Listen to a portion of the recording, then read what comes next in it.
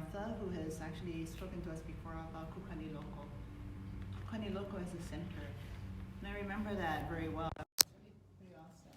Thank you. Anyway, this small presentation is sponsored by Huialoha Aina from Honolulu. Gotta get these names straight. There are multiple Huialoha Aina groups out there.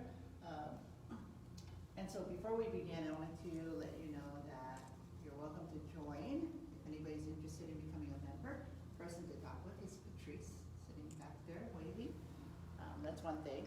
Another thing is that there are refreshments back there if you want some. Please help yourself. And third thing is that there's a table back there that says HAAOH, Huialoha Aina Honolulu membership applications. Also on that table are some things that we are trying to raise some funds using those. So if you're interested in purchasing a plant or some homemade bread and other things that are on the table, which I didn't get a chance to go look, you're welcome to check them out, buy them. They're pretty cheap. It's for a good cause. If you love us, okay. Does somebody want to open for us with a poulet? That would be really nice. Do I need to twist somebody's arm? We're not into arm twisting here. But if somebody would like to, we could. Small plan. Okay. Be good.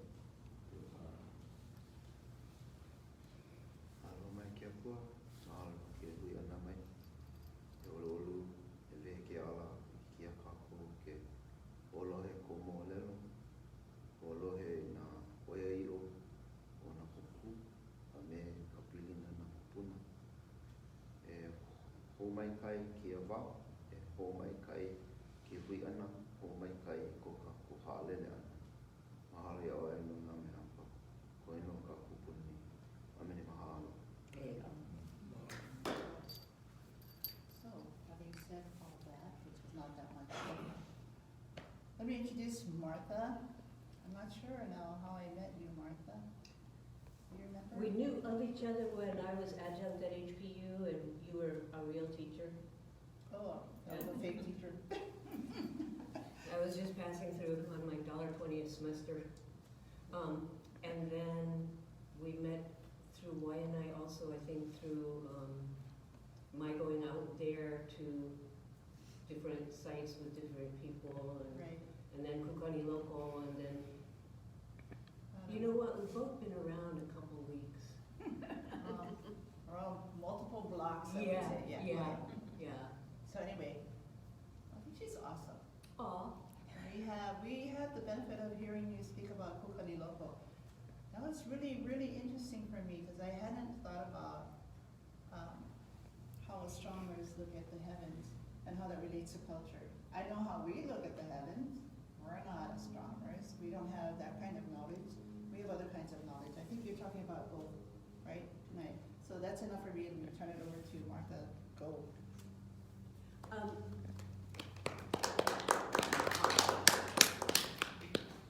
Since it's a small group here tonight, and I don't have my big, what do you call it, big font, because my printer quit just as I started to print the big font thing. Of course. Yeah. If you have questions as I go, I think it would be okay if you interrupt me nicely, and I'll try to clarify. I'm also going to try to make this short enough that we can just talk afterwards. Ask questions, make comments, or just talk. Okay. Martha, would you like us to introduce ourselves to you? I would love that. We'll start back there. Sir, who are you? Pigi and Aya.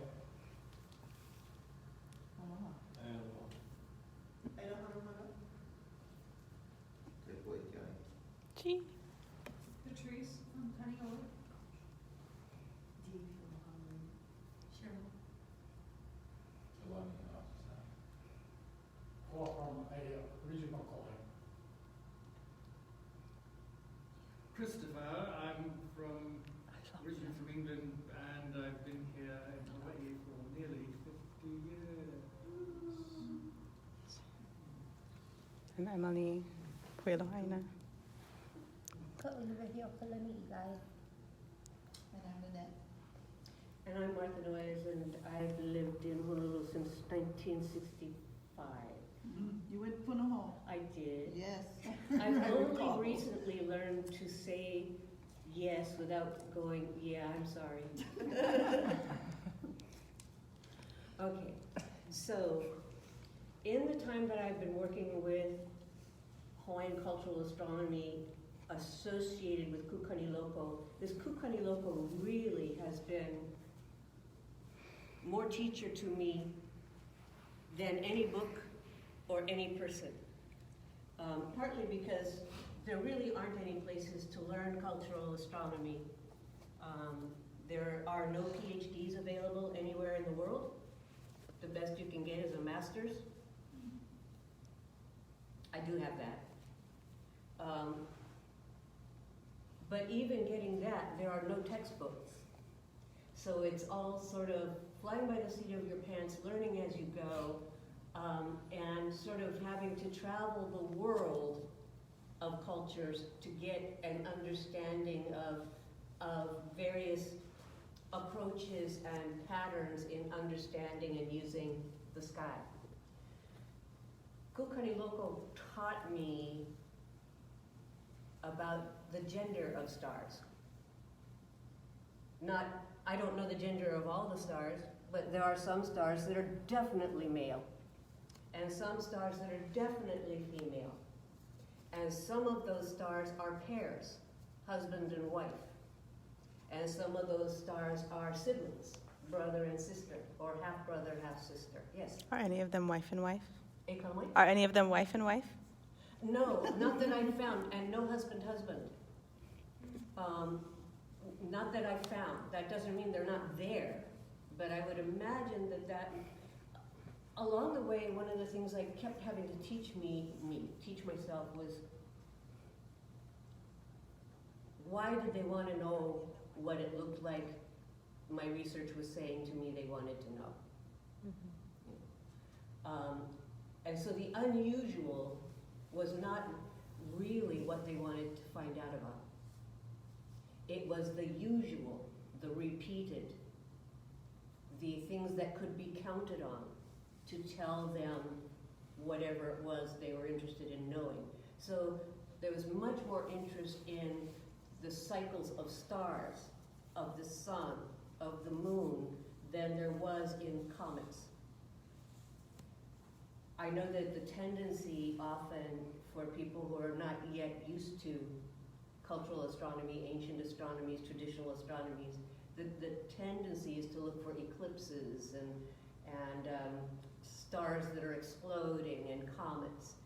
But what people needed day in and day out was the ordinary. So I think that is my answer to your question, but that doesn't mean, good question though. So, as time went on with Kukani Loko and learning that places on the landscape were named for characteristics, properties, or functions of a star that rose or set over that place on the landscape, understanding what astronomy must have meant 1,000 years ago in this place became what was driving me. And it was like the reason to get up in the morning, because it was all a surprise. I could almost say a shock. A lot of the time I would just sit with tears in my eyes because of the knowledge that was written into the names of stars, the relationships that was apparent among stars, and the names of places on the land that were associated with stars. Out of that grew an understanding, a realization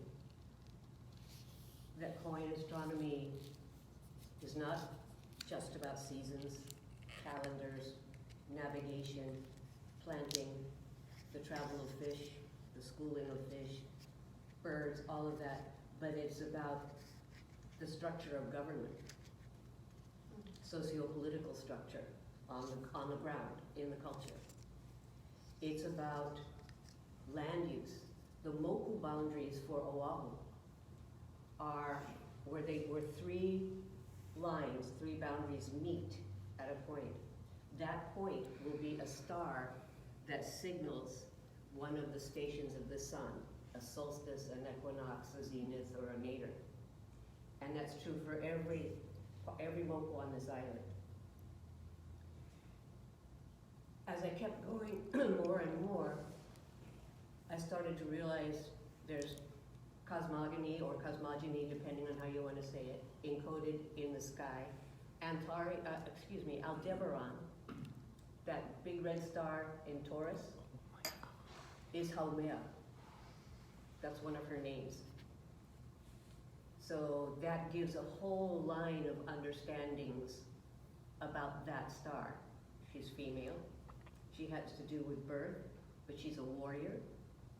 She's all of those things. Her mate on the other side of the sky is another red star, Antares, the big red star in Scorpius.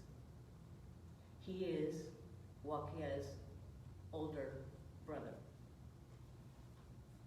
So he eventually becomes the mate of Haumea in the sky.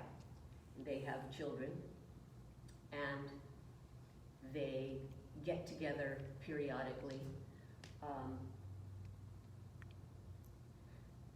So we have geography, topography, naming, government, and metaphysics and philosophy, and I could go on. The structure of space and time is part of the metaphysics and philosophy. And structure of space and time is written into the sky in the names of the stars that create space and time. So, I was going to begin at the beginning because I was expecting not so many friendly faces. So I'll skip a little bit past the beginning and say that when people first came here who weren't Polynesian, there was an assumption that there was no philosophy, there was no metaphysics here. There wasn't any of that kind of interest, much less knowledge, right? Well, one of the hallmarks, let's see, where did I put my glasses on my knee. Read a quote here.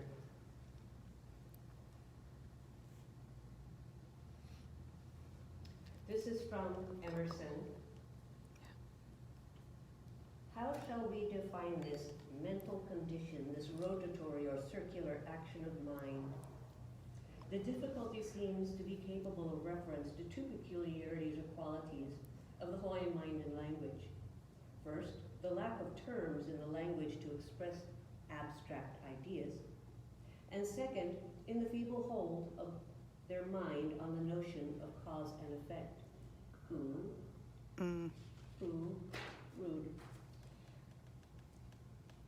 Part of that became explained by other writers as the foreigners' inability to recognize classifications and categorization in Hawaiian thought.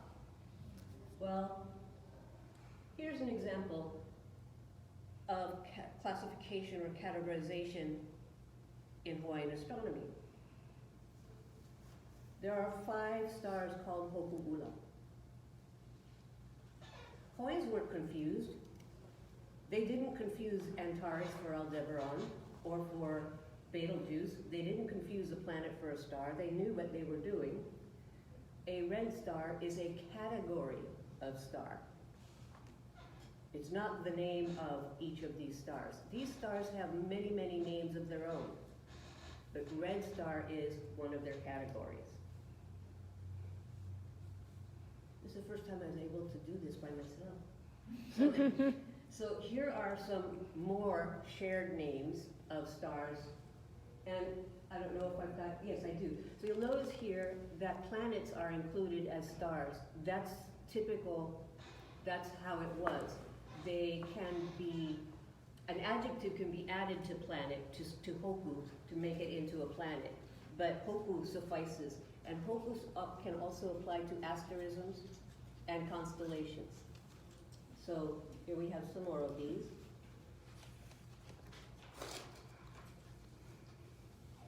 Because this is such an intimate group, I may not have to do this and be quite so organized, so forgive me if I flip it through here. But among the philosophical and metaphysical concepts that we accept, because we know them in everyday use, yeah, ao and po, we know what they are, they're day and night. Mhm.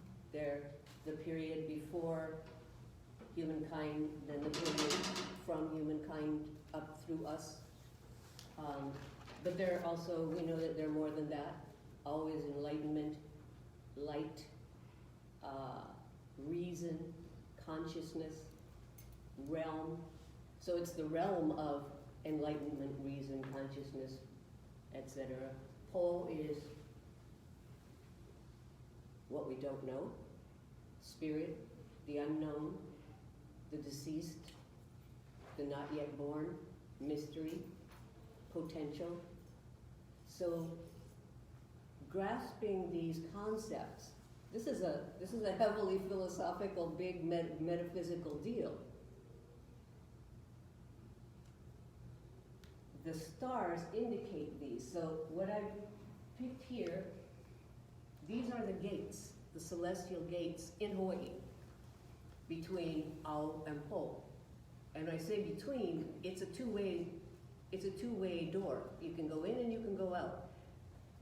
But you can't go in and out at will anytime. There are specific times and circumstances.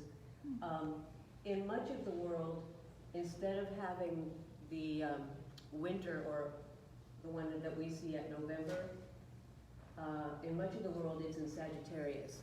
But Hawaii uses Sagittarius for a whole lot of other things. And has chosen Antares as the gatekeeper. Up here where Gemini is, it's not the twins, it's specifically Castor, the male of the twins, who manages the gate. The June solstice is the most important day of the year in Kane, Oahu's Kane traditions. It's during what people refer to as the June solstice season, and although I don't yet have proof of my assumption of what the season's boundaries are, I think it's between, from the May zenith to the July zenith. May solar zenith to July solar zenith, with the solstice right in the middle. At the June solstice season, the deceased are able to return to Earth to visit with friends and family. This is a really important time. And this is still a practice.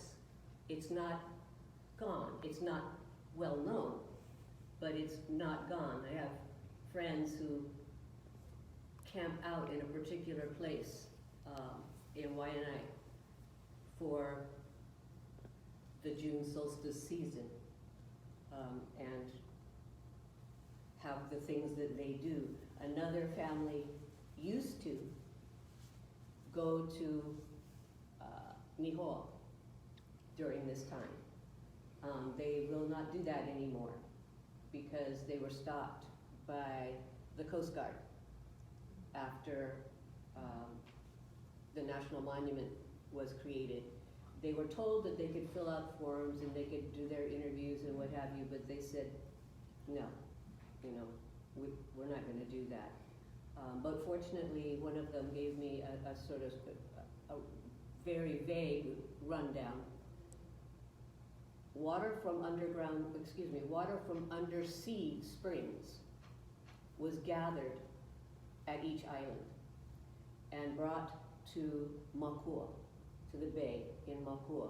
And that was where the last water was gathered at a particular place in that bay. And then all of those containers of undersea spring fresh water were up on the boat, and the boat took a prescribed path to Nihoa, where the family then debarked and went to a particular limestone slab that represented the place where their ancestor, who first came here, first set foot in the islands. And then she didn't want to tell me what they did while they were on the island, and it was none of my business. And then they would come home on a different prescribed path back to Mapua. And then the family, the brothers and sisters, whoever, would each go to their respective homes, which often were on other islands. So I'm sorry that that's not happening anymore, but I'm glad she told somebody. Can I ask a question? Yes. Why is the winter solstice? Doesn't seem like there's much action around the winter solstice as much as the summer. Yeah, why is a good question, and I have no idea why. I have thoughts, but I haven't had a thought that struck me as so likely that it was worth, paying much attention to. Most of the world that has this deceased returning to Earth has it happening between the fall equinox and the New Year. And it's equated in whatever you want to call it, cultural lore, folklore, whatever, with north of the equator, with rebirth, the rebirth of the earth and all of that. So some people speculate that when the people who became Hawaiians came from the south, they brought the June as winter date with them. Maybe they didn't. Yes? There's a book that my cousin has put out along with some others, Maile, Maile. Yes. Now, how does that connect with what you're doing? The book, There's a Nainoa Hoku? There's a thick book that was recently put out about a year ago. Yeah, the revised version of Nainoa Hoku? Yeah. Yeah. Now, how do you play a part in that? Is there any connection? Any source of knowledge, and that is a huge source of, not the new version. I prefer the older, the original, which is also your cousin's. I prefer the original by a long, long way. Do they know that? Auntie Rubalite does. I don't know that I told John. We were at a meeting together in Hilo, small meeting about this size, with Clive Ruggles, who was the instigator of the revising version. So I didn't want to, because Ruggles is like the god of archaeoastronomy. So I didn't want to say, I really don't like this. I really prefer, because Auntie Ruby's thinking was in the other book, yeah? And John's too. It's not in the new version. That's all been stripped out. So that's, okay. I'm an opinionated person, so forgive me, but that's my, No. so. No, I thank you very much for being thorough and being able to clarity, And I have Nainoa Hoku, the original and the new. The new one is sitting on the shelf. The old one, I go through it, it's like falling apart. It's so badly falling apart that I started photocopying it before it dies completely. I read it and read it and read it. I don't agree with every bit of her understanding, but it's not for me to agree or disagree, it's for me to keep learning. Yeah. Have you read her Kumulipo Mind, A Global Heritage? It's a little bit even more challenging, but yeah, it's worth it. So, great, thank you. So, this is another part of Hawaiian metaphysics. Pole and Alii, emergence, re-emergence. Let me see where I was going. I don't know where I was going. All right. All right.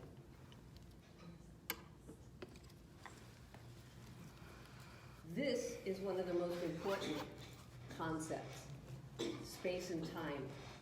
And the law is both space and time and space-time. And it is the interval between places in space and moments in time. That's a lot packed into one word. And it's a really, really important idea. The space between anything, these intervals, are not empty. These intervals between this moment and that moment, this place and that place, connect things to one another. So when you think of connecting time, the idea that people from Pole are accessible to us here in Alii is not so difficult, is it? It's those boundaries are permeable.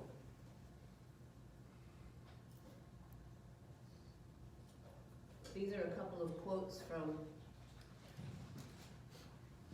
about. I love Albert Raffidi's work, by the way. If anybody, sometimes I have to read him over and over, like Anti-Rumalite. You know, you have to read it 10 times to get 5 words of common sense out of it, but it's totally worth it. So it's the space in between, as Albert Webb said. And I like Albert's ancestor duration. They're not gone, they're here.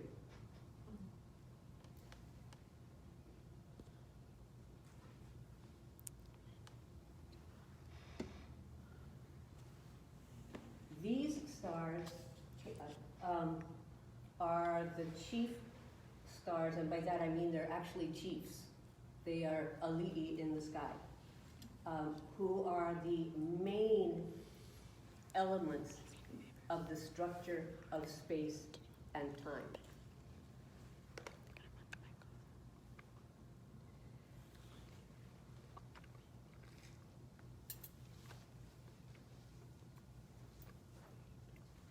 This gets us to Antares, who is the pillar in front, and Aldebaran, the pillar in back of one of the celestial houses. And Antares is also the roof beam.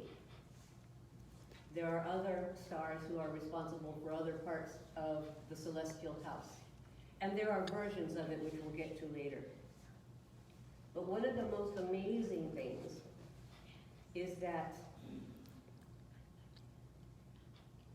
at the May solar zenith, Aldebaran and the sun are together at the zenith shortly after noon. That's as high as the sun can get. In November, Antares is with the sun directly below the Earth, the lowest the sun can get. The magic here, so to speak, is that at the November nadir, when Antares is at the nadir with the sun, Aldebaran is at the celestial zenith. These are a pair.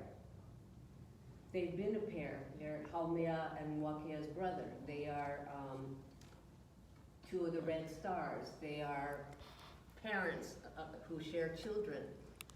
At this moment, they create an axis that is above and below the Earth. It pierces the Earth. So most of the time, our directions are this way, this way, this way, this way. You can call them cardinal directions, intercardinal directions, whatever, but we're thinking like a map, something flat. This, Antares and Aldebaran, is the third dimension. It opens up to up and down in addition to left, right, back, front. But it does something else. Because it happens at a specific time, it adds that fourth dimension of time to our, to understanding. So we have Hawaiian space-time, which as a concept didn't get developed in the West until early 1920. 1900s. But it's been around in Polynesia for heaven only knows how long, which I just kind of enjoy. Us too. Haven't only day.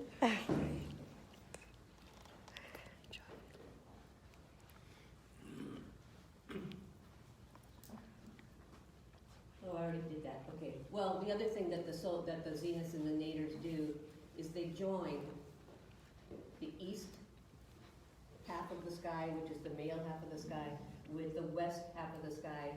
And this is one of many ways that balance, that harmony is created, is balance, and it happens again below the Earth, at the nadir. Now we have the spiral of time. When you read about American Indian or Polynesian or African or Aboriginal anywhere, material, and usually it's material by people who aren't of the people they're writing about, time is spoken of as circular. We have the cycle of seasons, we have the circle of time. And there's a lot to that, because winter comes every year, spring comes every year, the migrations happen when they happen every year. Things happen in a regular sort of cycle. But what we have here meaning Hawaii, is not a circle. We have a spiral. So that no year is a literal repetition of a previous or succeeding year. The star that tells us most about this is Mintaka. Mintaka is on the belt of Orion, almost on the celestial equator. Mintaka is the celestial pico of Wakea. So the celestial equator is the path to the pico of Wakea. Yeah?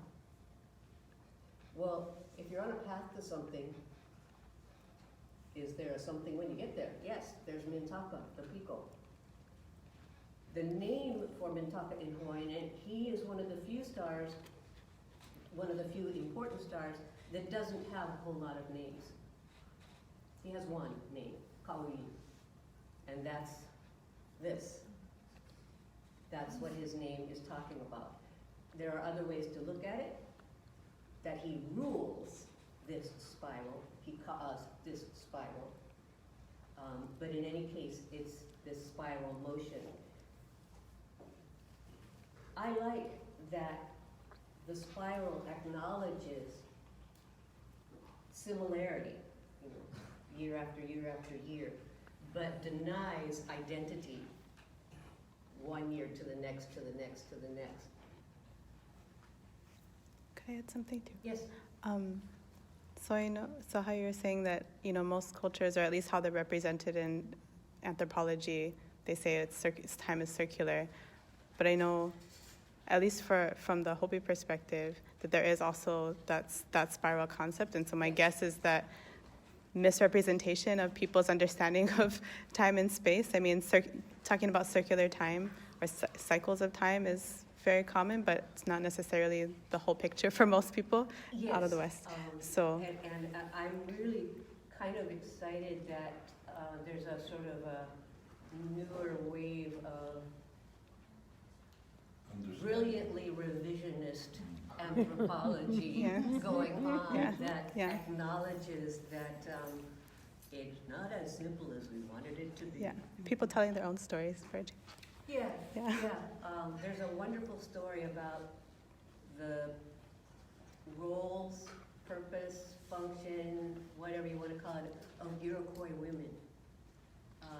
It's a brilliant book. It's really worth the read. It's kind of like, ooh, you know, I'll have to get you the title of the book. You know that spiral, would that be considered, is that called the Fibonacci? Spiral, No, not quite. well, Is that one plane, is a Fibonacci? Or is it that spiral? it's definitely a spiral, but that doesn't mean it doesn't have a relationship to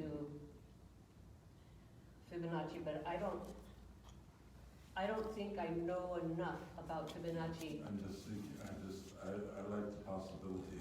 Well, yeah, and now you've given me homework. So that's good, I like that.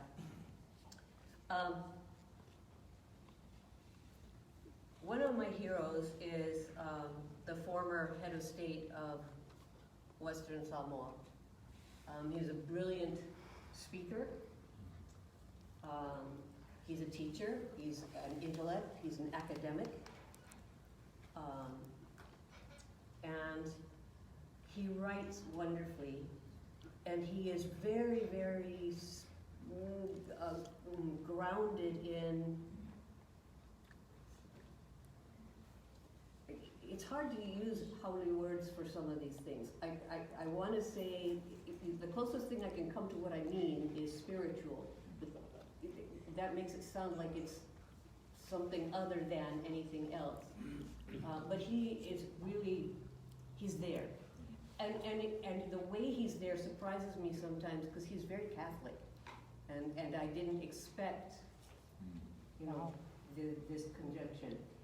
So, he gave a speech about the planet Jupiter to Pualigase.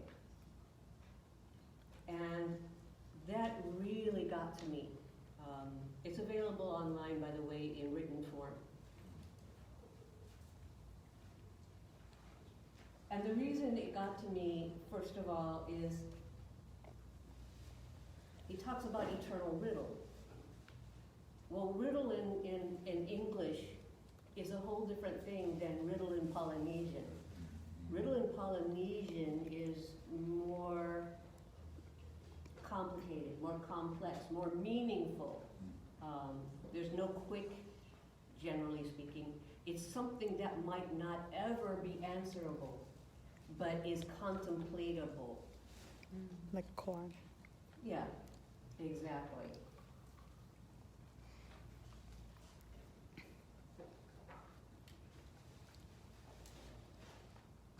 I'm going to skip that and skip that. Okay. When I thought about Jupiter, when I thought about Naders and Zeniths, when I looked at all the names of Naders and Zeniths, and let's see, the list is in 12-point Times New Roman font. It's about this long. Wow. And at first, all these names were names for Zeniths. And I'm like, but I have evidence from the astronomy and from the place names where events occurred that they knew solar nadir. And then I started looking at the names and, oh my God, the event is the same. Whether it's 90 degrees above you or 90 degrees below you, it's 90 degrees from you. So I'm applying my Western understanding that a zenith isn't a nadir to a thing that's a thing, regardless of whether it's happening above me or below me. And once I began to work with the terms, the words for zenith as possibly also words for the nadir, it was like a whole world opened. And one of the things that happens in the solar nadir, and the knowledge of the solar nadirs was restricted. Not anybody got to know about it. Everybody could know about the sun being directly overhead. But people didn't get to know about the sun being directly below. This has to do with the three picos. This one here, this one here, this one here. So when the sun is directly above you, its rays, its mana, it's the instinct, intuition, inspiration, wisdom, knowledge can enter at this pico, this monado, at your monado. When the sun is directly below you, its rays are coming up through your lower mani, through the pico between your legs.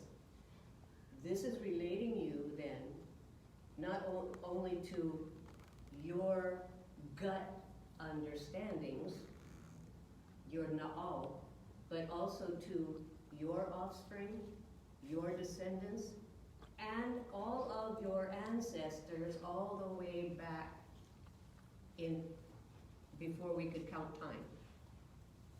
So you have access to all kinds of whatever you want to call it, intuition, insight, inspiration, whatever it is that comes from that.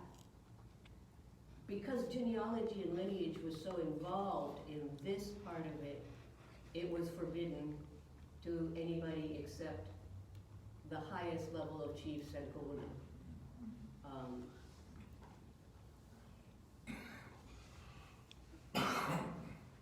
I often think about what it must have felt like if you knew, if you had been trained in what these things were about, what it would be like to be standing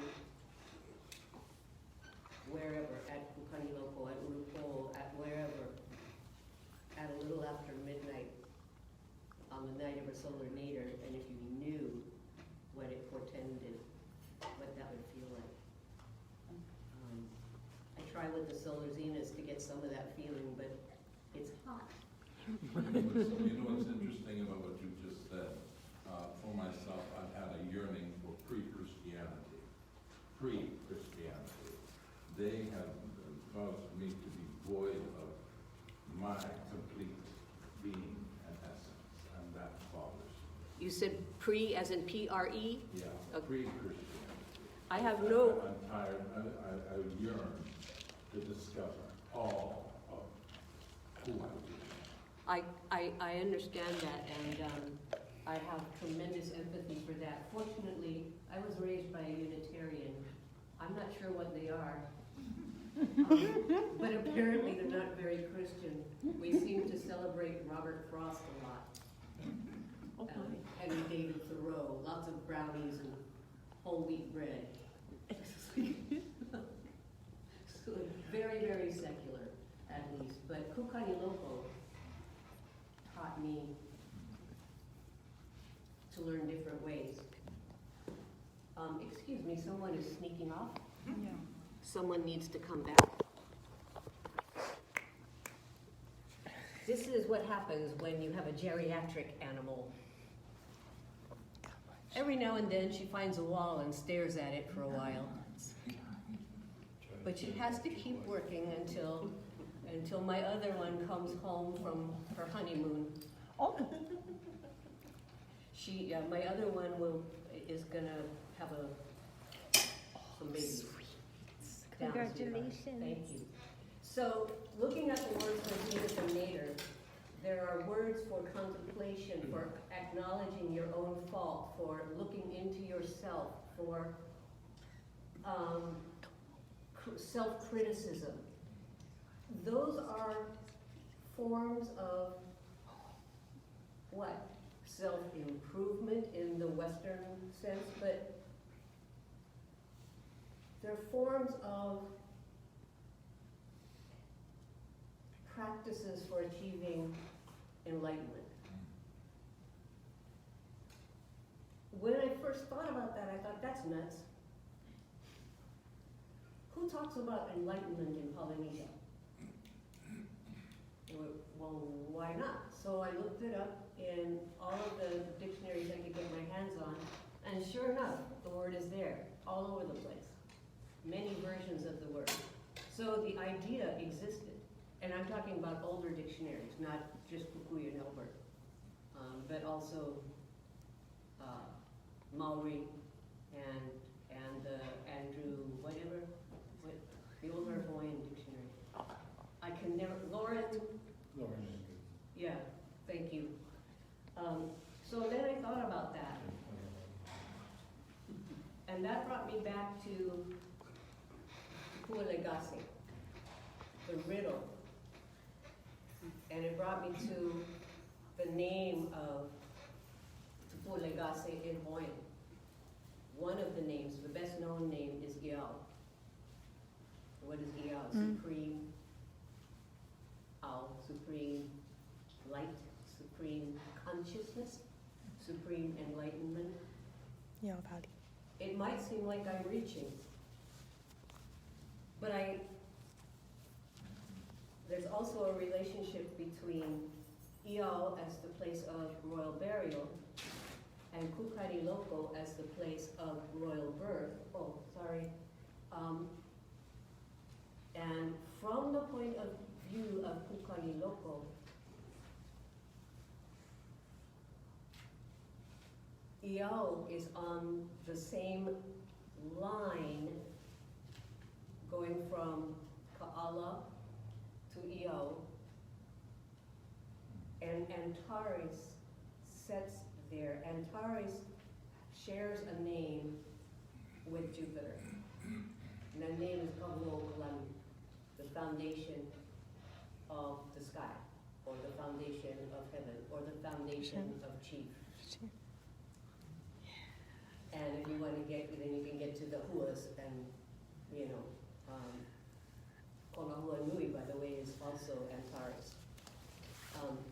So there is a relationship there of this cycle, ao to po, back and forth.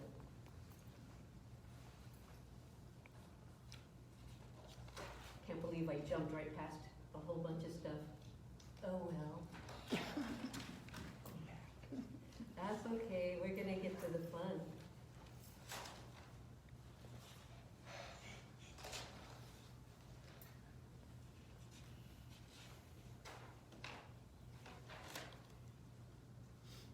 Oh yes, okay. Then, here we go.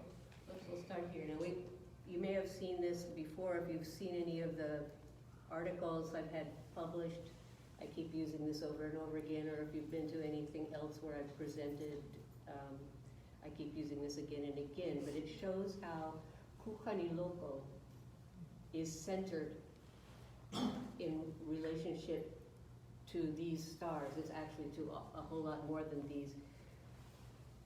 I couldn't show it in a little slide this size, but each of these lines includes landscape markers, the names of which represent the star involved.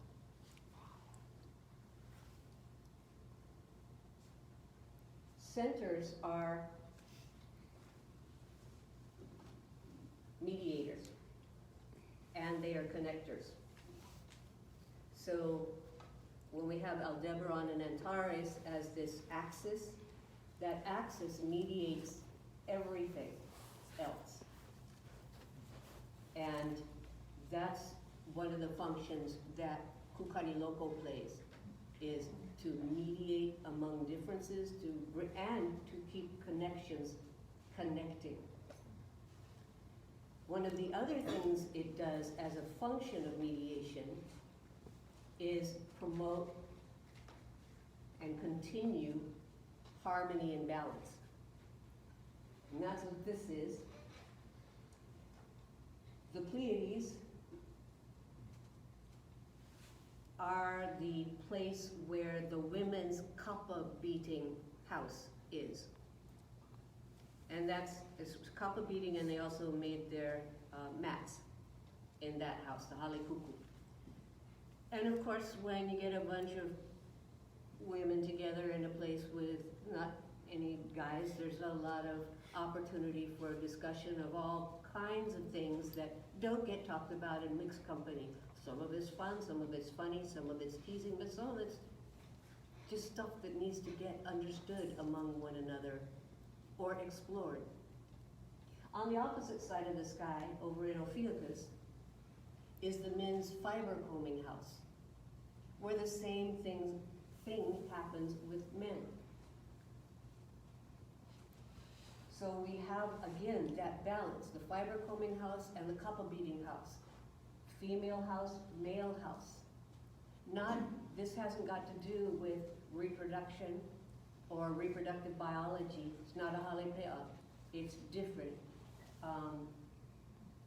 But it's another expression of balance. Male and female are frequently used as balance indicators. Male side of the sky, female side of the sky, Aldebaran, Antares, Papo, Wakea. That's often a balance thing. This is a north-south balance, and most balances in the Hawaiian sky are east-west. Most, not all, most. But this is a north-south balance.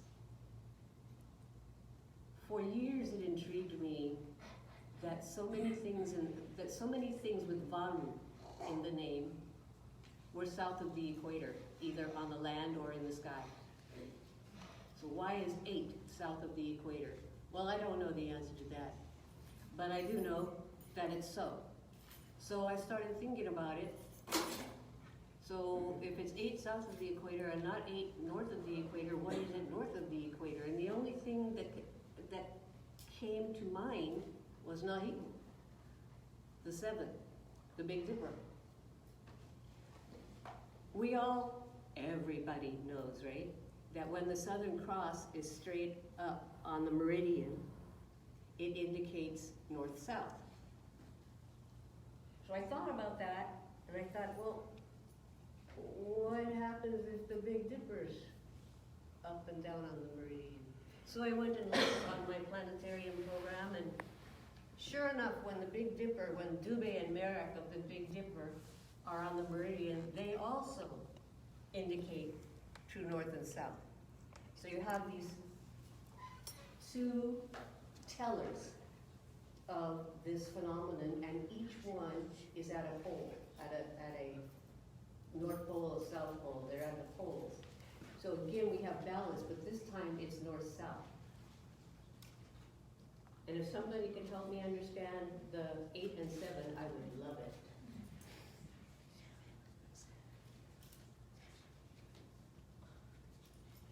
Okay, now, one of the elements of epistemology, or I should say one of the elements of philosophy and metaphysics is epistemology, and epistemology is a really big word for how we learn, how we remember, how we record, how we pass on knowledge.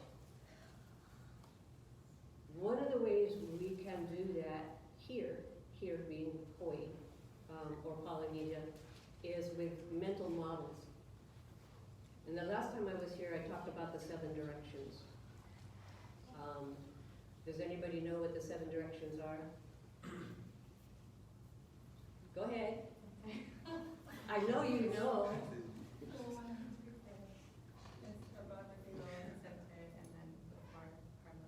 Yeah, so you can do it by cardinal directions, or you can just in front, behind, above, below, left, right, where I am. So the center is you. With that model of a cube, you are that red dot in there. That's you. So with that model of the cube, if you know, you can take that with you wherever you go. It's always with you. But there are many, many, many, many, many other models. These are 2 different models. I don't know enough about the mo'olelo that belong to the hale, but there are multiple mo'olelo about the directions in the hale that talk about ecliptic and equator. One of the most detailed of which is the story of Hi'iaka reviving Logiao, and the description of the interior of that hale where she does that reviving of him. I can't figure it out. I've tried with different colored yarn and sticks and push pins, and I can't figure it out. The better known one, this one, the move for voyaging comes out of Kiribati, the Gilbert Islands. This is actually the author's rendition, and I find it a little bit misleading because it makes it look like the boat is going this way, but it's not. It's going this way. He just took 2 sections on the east side and 2 sections on the west side. But this is another model that one can carry with one. This is my favorite one, because it's the one I know the best. This is the diamond shape of the Pico Stone at Kukaniloko. And it's also there in Kiribati as a center stone and sticks that go like this around it. There are a few other versions in a few other places. But this one relates 36 points to the passage of the sun during the year. Some objection has been made from time to time that these 36 points, which represent 36 Anamulu, can't possibly represent a solar year, because 36 times 10 is only 360, and that's short of a year. However, since it's marking the passage of the sun, and the solstices actually mean sun stands still, the sun rises in the same place for 2 to 2.5 days at each solstice. So an Honolulu year comes out to be 365 days. The Pico Stone at Kukaniloko does mark some specific stars. Gemini is there, the square of Pegasus is there, Sirius is there. There may have been many, many, many more, but this is another model where you can use what you know of the relationship of the sun to the place of the stars. In other words, what is the relationship of Betelgeuse rising to the sun? As it happens, it's about a week from, about 10 days from the solstice. So you can use that model as well. And there we go, all up. But really, if you want to talk, if you want to ask questions, if you want to make suggestions for what you'd really like to learn. Yes? This year, this winter solstice falls on the 21st at 12:23 p.m. But it also follows the rising of the Hoku moon in the evening, which is a rarity to fall. I think it's happened 10 times since 1793. Okay. That a full moon has occurred on the solstice. What significance is that? I don't know. I'm not a moon person. Moon is very complicated, and I have some basic moon knowledge. I would recommend Kale Nukuhiva as a really good resource person, but she's a little busy getting a PhD in Aotearoa. Yeah, I know that there are people who have mentioned it as significant. I just don't know. Yes? It was shared with me about a week ago about this particular month, December. I'm not sure whether it's significant with what you do, but it's been 283 years since we've had 5 Saturdays, 5 Sundays, and 5 Mondays all in one month. Is there something about it? But it depends on how you count a week. If you're counting it as 7 days, then that has one set of meanings. If a week is 10 days, it doesn't have the same meaning. So it depends on what the culture considers a week, or if they have a week. Yeah, and even, if you, I know in the Hebrew, with the Jewish, the 7 and the 8 is very important to the Jews. So that's very interesting. When Thank you. That's a good thing to think about, because that's a really, really old religion. Very important to them. Yeah. The young man in the black hoodie. You were gonna ask something. Oh, yeah, so, when you were talking about, when the sun is directly over you, and then on how, well, my question was, does the moon have the same effect as the sun?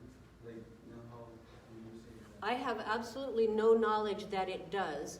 I've never seen anything from Calais, who is, in my opinion, the expert on the moon, that makes that suggestion. The fact that I'm ignorant of it doesn't mean it's not true.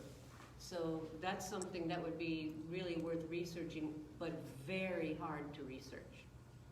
Hard to research because I'll bet you can't find more than a sentence anywhere in the Pacific. But go ahead, try. Yes. Back to the solstice. I go to Ulupo, Uh-huh.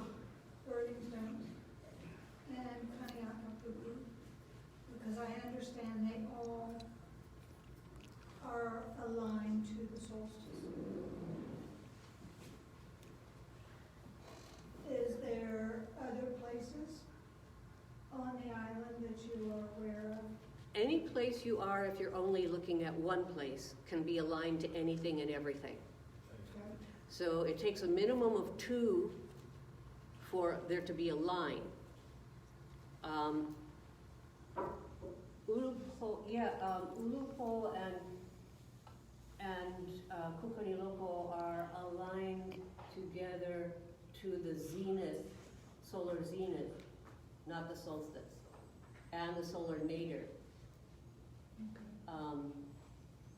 But the distinction between zenith and solstice is minimal in terms of degrees on the ground. So it's a matter of maybe 2 degrees. So it's fairly negligible. So if you want to consider it a solstice, you're safe. Yeah. Anybody else? Yes. Most of the research is only based on only Oahu. I have a little bit that is associated with Oahu, but isn't on Oahu, like Holoholuku. Okay. And Iao on Maui, and Holomoana on Big Island. But you have a specific Hawaii question? I just, growing up, just fascinated with the stars too, but I just never did really have the real knowledge. But I mean, you talk about the red star and all this, it's kind of like pretty tough. And it takes a lot of research for what you guys been doing, to really find the axis and the point. You spoke about the spiral. It's Monica. Is that feminine because of the spiral? No, not really. I don't think of the spiral as. Because it's only because of Hawaii. Well, it's probably like it's probably elsewhere as well, but it's definitely here. But I don't think of it as gender related. But if I do think of it, if I force myself to think of it in relationship to gender, it comes to male because it's Wakea's belly button. And I think of him as male. But Holoholuku, Kukaniloko, okay. Holoholuku has exactly the same relationship to Waiale Ale that Kukaniloko has to Mauna Ka'ala. So the birth sites are due east of those 2 mountains, yeah? And the stars that are involved are the stars that have to do with Papa and Wakea and their daughter and the stillborn son and the son that's not stillborn they tell that story. Also La'i and Kane, and Ki'i. That story is in the stars that set over those two mountains. So, Yeah, growing up, I didn't take it too hard. But we used to hunt, right, with old-timers in Alaka'i's area. When we hunt, we would be hunting in Mount Alii, on the flats, prior flats they call it. And the old-timers, we hunt nighttime and daytime. And it's almost the center of Kauai, those high elevations. And at night, we'd actually start the hunt early in the morning. By the time we reach the flats, we'd be almost daytime. But by the time we're walking out, we'd have to, I would never really ask questions because I was young, but they could navigate by looking at how, and you'd be amazed how the area looks the same way. You gotta look up, you gotta know your area, you gotta know where your position with the stars. And never they really take it too hard to ask, and now I really know this. It's a part of it. it's never too late to learn. Yes, I learned it. I'm glad about it. Just let me know and I'll share everything. Seriously, I really want to get this out of my head. I want other people to walk around with it instead of just me. Other questions? Well, one of the great places to study the solstice is at Alii on Yeah. Kulokeawe. Yeah. And being up there during the solstice, it's quite an amazing place. I haven't done that yet. I would love to. And I was with Kavena and Nainoa and some other voyagers, and it was, to me it was like its own pico for everything in the morning. Oh, wow. I hadn't thought of it like, I'm familiar with the paper she had published about Ahua'umi. I hadn't thought- Well, Yes. nobody goes there, that's why. Yeah, it's, You'll have to get me a map and do I have to get a Jeep? yeah, you need a four-wheel and access, and you need somebody that knows the trail too, the Jeep trail. But there's a cabin up there, Yeah? just kind of. She's getting more and more excited. I'm thinking about my classmates that live over there that have four-wheel drives and, Yeah, you know, I it's get like, plenty up there. Gee, a sudden need to go see Eugene Yap, I think. You know, it would be kind of interesting, you know, with Kukani Loco is trying to tie it in and relate it to Pu'umahuka, to Kapakapuakea, to Laniakea, and you know, these are such important names, and not only in Hawaii but also Yes, below the equator too. yes. That's a great idea. Next job. Yeah. I know there's a relationship with Pu'umahuka, for sure. Yeah. But you know, just Kapakapuakea. Yeah. You know, why it's on this side of Oahu and not on the southern or east coast facing south. Don't know. Yeah. What's the name of the park where Kapuakea on this island is? Well, I can't remember. I don't know the name of the park, but you know, you can't find any remains of it anymore. We tried in the past, and Yeah, I remember reading something a well-known archaeoastronomer had written, because he and others had been unable to locate Kapuakapuakea. He said he figured it was just something in the imagination that Hawaiians had in their imagination. but that's how we hide the truth. There you go. Such amazing imaginations for libraries. Yeah. Anything else? No? Your opinion? I don't know, I mean, social media coming up and growing up thinking that the earth is round, and then we get now, you say it's flat. I don't know, I'm so confused, I don't know what the Bible says it's flat. What's your opinion on that? It's round. Everything we see from space tells us it's a sphere, more or less.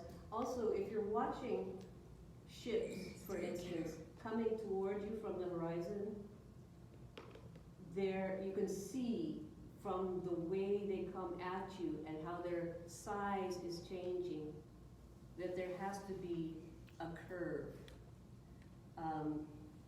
I don't know why the Flat Earth Society suddenly came back into being, but then somebody elected, oops. What's his face? The internet is just getting so confusing, you know, there's so much opinionated and so much. Yeah. Growing up, they knew one way. Stupidity is not an opinion. One of the ways that our ancestors, and when I say our ancestors, I mean the ancestors of all people on planet Earth, regardless of where they originated, understood the earth and sky was to understand the earth as a flat plane. That was necessary. You can't get where you're going if you're busy trying to see what you can't see, which would be that which is underneath you. So the flat circle allowed you to think of yourself in the center of it and use landscape markers along the horizon or as far as you could see to tell you where stars were, which stars were rising where the sunrise was. You could learn directions. You could navigate across a desert. So that flat earth was universal. And then time went on and we learned the earth wasn't really flat, but it was still a useful model. Thank you. Sure. I love your questions. It's a strong debate, still, so much argument right now. Yeah, I know. But everybody's entitled to their opinion too, so I just They're entitled to their opinion, they're just not entitled to try to make it mine. Yeah, but the gift that we get, we can continue to absorb and learn. That's the key, right? To not stand firm in one thing, but we get to look at it from another direction, right? Yeah, and the more I do the research that I do, I look back on something I read 3 years ago and thought I really understood, but it's nothing compared to how I understand it now. So that's one of the nice things about getting old. The understanding seems to improve. And yes? You know, it kind of scares me is that for myself, I truly feel that I'm a student in equal standing to you, with you thinking that you've perfected knowing what you know, and, to the very best of your ability. And for myself, it's like, oh my God, another student is making me more confused. But it is what it is, and so you're on your journey. My journey, as I said, my people, as far as I'm concerned, are solid, very new. And so I'm yearning to get back there with them. I really do believe we are in the early phases of relearning fundamental knowledge, and that fundamental knowledge is holistic, interconnected, intertwined, braided. You can't take one. It's just to understand original to God, period. Yeah. Let's do it. You're trying to understand anything about Hawaiian astronomy means you have to learn stuff that has nothing to do with astronomy. And everything to do with astronomy. Exactly. That intertwining. Okay, well, I'm done for the question. It has to do with one of those things. The one that places human beings. That's that one right there. Yes. It never occurred to me until I looked at that actually it should be A sphere. but if we place ourselves in the middle in terms of what we see, it's not really about heaven and earth. call heaven and whatever's on the other side of heaven. If you understand what I'm saying, so it's not heaven and earth with us on the earth. It's heaven and heaven with us as the earth. I mean, that's us, right, the center. Yeah, we're the little ball in the middle, and there's the sky above us, and there's the sky below us. So heaven, heaven, us. Heaven, heaven, Yes. heaven, heaven. Yes. That matters to me. It matters to me because it causes me to figure out where I am myself in this kind of a model, where it kind of opens up all kinds of ways to figure out what your kuleana is. If it's not about where I am in relation to heaven and earth, but to heaven and heaven everywhere. Oh my God, it got a lot bigger. Okay, Yeah. so I just thought I'd mention that because I think I'm gonna have a little bit of stress because I have to rethink things. Just want to mention that. Thank you, and that also helped me, and actually doing this work is the most spiritual journey I've ever been on, and I never intended it to be that. I didn't know it was going to be that. I didn't know I was gonna reevaluate my universe time and time and time again, and restructure my thoughts, and, What led you to this? I had a lot of parents when I was growing up. I had my biological parents, and then I was adopted, and my father was a brilliant scientist and nuttier than a fruitcake. And I got dropped off with people. So I had a grandfather. I just, in my mind, I called him the old Indian man. I was 6 or 7. I don't know how old he was. He could have been in his 40s, but from my point of view, he was an antique. So for a few weeks, every day, from breakfast to dinner, I was with this man. I didn't know anything about him. He would go and he would show me how to feel things grow, how to listen to the songs of waters, how to feel the blood flowing in trees, how to hear the stories stones tell. This was every day, 12 hours a day. Needless to say, when he was done with me, I wasn't the same as the rest of the neighborhood kids. I went around feeling oak trees. This was in Northern California. Later, my dad left me with a Cherokee man in the Tennessee Hills for a few days. I really don't remember much about that, except that we spoke to each other by sitting next to each other. I don't know if we ever used words. Along the way, as I got older, people started giving me stories, along with sitting next to me and not talking. Stories about Hawaiian and Native American being brothers and sisters and communicating and visiting one another across the oceans. Yeah. And since these stories came to me from elders, I never doubted them.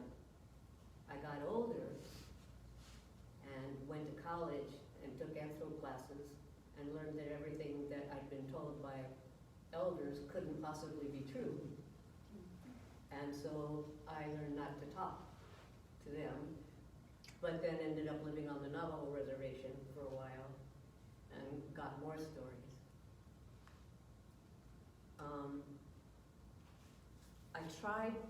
I didn't know what to do with all the stories, and the elders who had given me these stories were dying, and here I was with all these stories. So one day I was watching Discovery Channel back in the days when it actually had documentaries. Right. And there was a documentary about something in the Aztec, Maya, the Olmec. And one professor, Alice Kehoe, mentioned the possibility that there had been trans-Pacific contact between Polynesia and Mesoamerica. So I waited for the credits and I wrote down her name and her university and I phoned her. It happened to be her last day in the office. She was retiring. Wow. And I started telling her, okay, I'll just, and she said, wait, the person you need to talk to is David Kelly. And she gave me his phone number. He was a retired professor emeritus, one of the early decipherers of Mayan script. I'm glad I didn't know that, because had I known what an eminence he was, I would never have had the courage to call. But I called him, and we spent a couple of hours on the phone with me downloading stories. How the Makah got their name. Makaha got its name from the Makah. How the Chumash came to here to find husbands and wives. How the Iroquois blue thunderbird has to come to north of Kauai to die in order to be reborn at the Eastern Gate, which is where some of my ancestors are from. And then he said, well, I'm going to assign you some books. And he assigned me books. And like a dingbat, I just went, well, sure. And I started reading everything he assigned me, which included things like Alice in Wonderland, and Through the Looking Glass, and a book called The Secret of the Inca, because the Incas have so much in common with Hawaiian. And I started to read The Secret of the Inca, and the dedication or the acknowledgments or whatever at the beginning of the book gave all kinds of credit to another book by Hertha von Deschend and Giorgio de Santillana. The book is called Hamlet's Mill. It is horribly reviled by Western academics. They hate the book. They love to argue with people about it. They love to be right. There are whole people making a living out of saying bad things about this book. Regardless, I read that book and I got it. Their central premise was irrelevant to me. What got to me was how they related the behavior of stars and planets to what we call Mo'olelo myth. And that just, it just did something. It just shook me. And from that point on, I started reading archaeoastronomy books. I started buying, because at the time I didn't have a university connection, buying articles from different scholarly journals, because I was trying to get the scholarly part of it under my skin. And that took me well over a decade. I didn't know what I was reading. I just kept reading. I didn't understand. I didn't know what an azimuth was. So what is it? What is an azimuth? Yeah. An azimuth is an astronomer's term of art for what people working on the ground call a compass bearing. So an azimuth is a compass bearing in the sky. Oh. But every field has to have its special secret language. So astronomy has its special secret language too. It's also what navigators use to measure the heavens. Yes. Yes. So, but I came to this late, and I'm really glad I did, because if I had come to it early, I would have had to go to engineering school, because you had to use a total station, which is like this super complicated thing, and you have to study how to use. Now you can get theodolite apps on your cell phone for less than $5. So,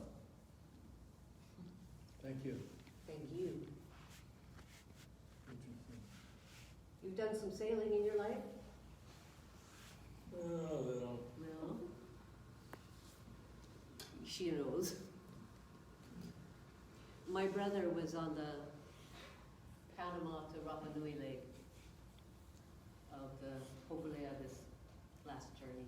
Lucky guy. He was very lucky. I was on the original voyage I know. for 19 years.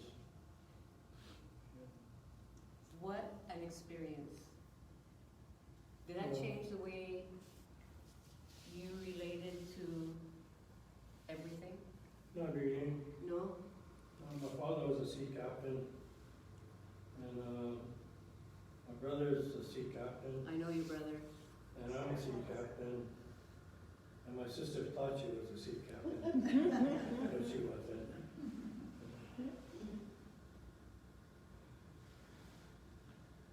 I don't know what, my brother sailed from here to San Francisco by himself when he was like 16 or 17.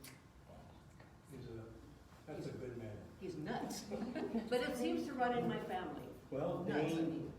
Dane Johnson, Ruby's son, sailed single-handedly from the west coast to Hawaii when he was 15, I Well, believe. there you go. I love the water, but I don't love sailing on it much. Yeah. I love taking pictures of it. It's a pleasure to meet you. No, I'm glad I'm here tonight because, and it's a learning, like people have said, every day we learn something new. I would love to learn from you. Well, there's nothing to learn. Oh, yes, there is. And it just, we talked about the stars, something yesterday, was interesting because, I was in communication with the captain of the Matsonia, who's making his final journey, local Alii boy, Dave Thompson. I said, well, Dave, congratulations. This is your last trip on the Matsonia as captain. People use the term captain, we say ship's master. Anybody can be a captain. You can go out by a kayak and you're a captain, but you can't become a ship's master. And I said, what made you make the decision to stop working for Matson? He says, well, I got offered a job as a harbor pilot, which is, like, well, whatever, that's where you want to be. That's like the peak of a mariner's career and profession. And he says, we don't do navigation anymore on the ship. Oh, yeah. All you do, you can pick up your cell phone and say, okay, Google, what's my latitude, longitude, and what's my course to San Francisco, and how long and at what speed do I have to make to get there on this certain date, and it'll give you the answer. Wow. Same with Alexa, so he says, it's no challenge anymore going to sea, because all you do is carry cargo, toilet paper back and forth for the people in Hawaii, rice, and so he says, so I'd rather be a hopper pilot now. So, and he's right when I thought about it. The study of the heavens has become so, it's all the study of the satellites now. Yeah. One of the attractions to me of cultural astronomy as compared to astronomy is that it's more than science. It's, how was it understood? What did it mean? How did it relate to living and, when it gets to the science of it, I'm not really that interested. To be able to understand, all you have to know are these words, solar flare. That'll destroy everything that is science. We have to come back home to the original. Yeah. It's like the abacus. And I Abacus think is phenomenal. People can outdo anyone on a calculator with abacus. The Chinese. Even by air, with their hands and fingers. Yeah, I've seen that. That's pretty weird. Yeah. Amazing. Yeah. I have no math skills whatsoever. Yeah. You had mentioned farming and fishing, and the heavens are so important to these things that man and women, people deal with. So, everybody thinks about navigation and okulea and stuff like that. In our family, we set up an endowment at the Yimiloa Center in Hilo. And part of that endowment is to ensure that Yimiloa, when they bring these young minds from around the island to the center, that they study the heavens not only to learn about navigation and movement of people, but they learn about the seasons for fishing, for farming, for construction, alignments.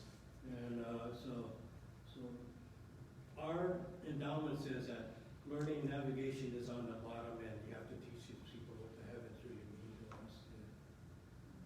Yeah. You said something early on, like maybe the third or fourth slide about certain times. I don't know, it's a map. There was a map and this, Oh, but, okay. and there are certain times when things pass through. Right. Those are The openings. the places, the gates are Gemini or Castor and Taurus, or Scorpius and Gemini.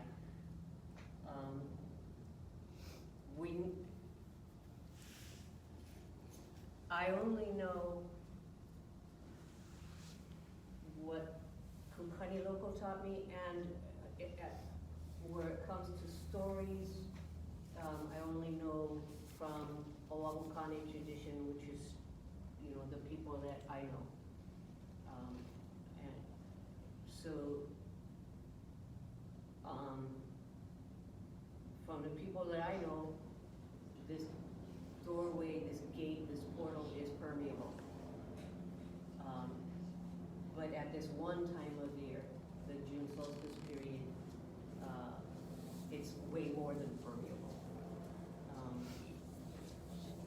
It has to be permeable though, because people don't wait to die for a specific day of the year. So they have to be able to go through what their spirit has to go through to enter full after they pass away. So yeah. And it's, it's more or less permeable every night. Yes. Can you say a little bit more about the governance part of astronomy? Sure. It has the same chiefly structure. There's a high chief, there's high chiefs, there's lesser chiefs. The highest chief in the sky is Antares, apart from the sun. And among his functions is to hold meetings, ahas, every now and then, where the other chiefs gather and their counselors gather. The stars are consulting each other. Pardon? The stars are consulting each other. Yes. But he has the responsibility to admonish. He can punish, admonish, counsel, etc.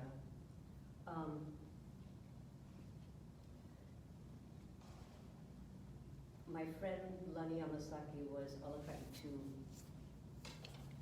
Mahua, who's now passed. And I was driving Lani along Nimitz where it becomes Ala Moana Boulevard, passes the Ala Moana Beach Park and da-da-da-da. And out of nowhere she says, Mahua said it's not the road by the sea. Okay. No, he said it's the meeting place of chiefs. And he said that the chiefs are eagles. And I'm like, So Lani and I look at each other and we go, well, there aren't any eagles here. But we both know that if Makua said it, it was true even if it wasn't true. Because that's how that works. So I went home and I looked up Moana, and sure enough, It's a meeting place of chiefs. That's in the dictionary. And then, a few weeks later, there was an article in one of the Smithsonian journals, one of the science journals out of the Smithsonian, and these paleontologists had found eagle bones at Mahua Cave on Maui. And they could even identify the kind of eagle it was. It was the white-tailed fish eagle. And these bones predated European occupation. In fact, some predated Hawaiian occupation. And the paleontologists presumed that the eagles had been extirpated by early Hawaiians and had become extinct in the Hawaiian Islands. However, before I had a chance to talk to Makua, he passed. He was killed in an automobile accident. But later that same year, white-tailed fish eagles showed up in Hawaii, on Kauai and Oahu and in the northern islands. So there were eagles here. And in many cultures, including Native American cultures, roosters and eagles stand for, or roosters can stand for eagles. They're both sun symbols. So they can stand, so the moa is the secret name for eagle, for chief.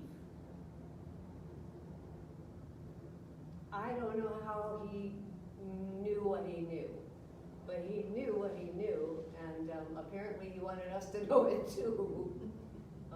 So you were asking the importance of these stars. How are they arranged like human, earthly structure?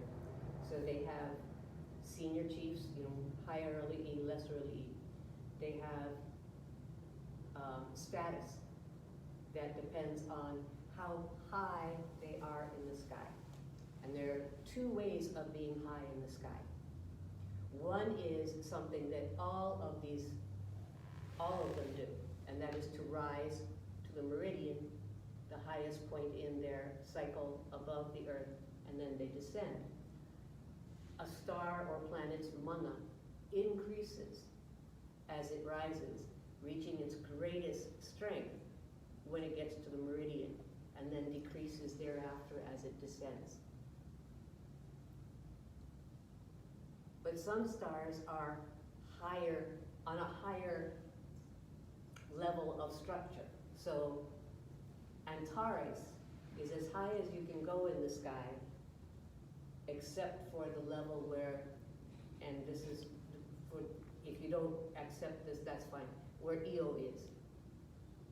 So Antares was the only one who could get Kani ready to go all the way up to the level where Io is, where he received from Io the baskets of knowledge to bring down to earth. So I can't separate the stories that belong to the stars from their functions exactly. Haumea and Aldebaran obviously has a lot to do with creation, because she's Papa and La'i, and sometimes she's even Hina. They are progenitors, they are the highest of chiefs, male and female, they are senior, they are the structure of the sky, just as they are on Earth, the female Ha'ali'i and the male Ha'ali'i structure on Earth. There's a whole lot about sacrifice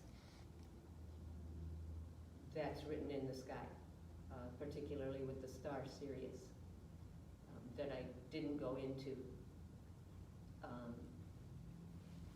But that takes us back to earthly tradition as well, and when sacrifice can occur and when sacrifice cannot. On Oahu, it wasn't a makahiki. 2 empty months between the November solar nadir and the January solar nadir. That was no killing, no war. And then you can see in the names of the places and the names of the stars, fear, run, and then you can also see joy, love, happy greetings in the names of Sirius. All of this is in the names of the star Sirius. So that's another celestial representation of terrestrial life. And one of my favorites, and unfortunately it's not here, but a friend of mine is sailing near Vanuatu right now on a traditional canoe, and the people that Taumako, she said Taumako, that people, one of their constellations is a terraform. I wish we had a terraform constellation. They also have a sweet potato leaf constellation. Wow. Yeah. You can change the names. Yeah, we could do that. Yeah. We need those here.